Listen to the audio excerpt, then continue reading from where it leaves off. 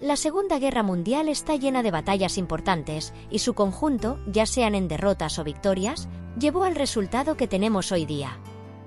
Hoy hablaremos sobre la Batalla de Stalingrado, una batalla en la que el Ejército Rojo ideó una estrategia que evitó una gran pérdida en efectivos y recursos, por lo que podríamos decir que dentro de lo que cabe, siempre teniendo en cuenta en el contexto en el que se encuentra, no fue una batalla extremadamente sangrienta.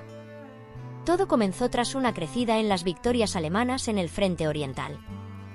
Adolf Hitler buscaba librarse de uno de los dos frentes que combatía, ya que mantener tanto el frente oriental como el occidental consumía muchos efectivos y recursos valiosos que podrían decantar la guerra.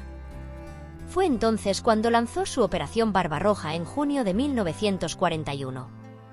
Su intención era acabar con la Unión Soviética, para así poder destinar todos sus efectivos al frente occidental.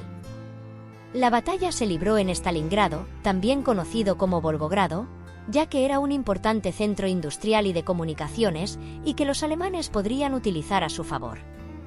Comenzaron con un feroz asalto compuesto de fuego aéreo, acompañado por un asalto terrestre. Los enfrentamientos fueron intensos y causaron una gran cantidad de pérdidas en ambos bandos. A medida que avanzaba el invierno, los soviéticos idearon una contraofensiva en la que involucrarían a muchos efectivos.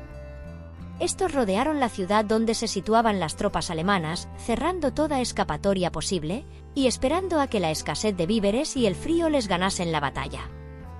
La jugada no salió como esperaban los alemanes. El 2 de febrero de 1943, el mariscal de campo alemán Friedrich Paulus, comandante del Sexto Ejército, se rindió, por lo que los alemanes no consiguieron tomar ni Moscú ni Leningrado, esta última hoy día conocida como San Petersburgo, ni tan siquiera Stalingrado. Esta guerra dejó demasiado débil a Alemania como para seguir con sus campañas de conquista. Sin embargo, esta todavía guardaba una baza, en la que se jugaba la guerra en Oriente, la batalla de Kursk. Muchas gracias por ver el vídeo. No olvides suscribirte y dejar tu like.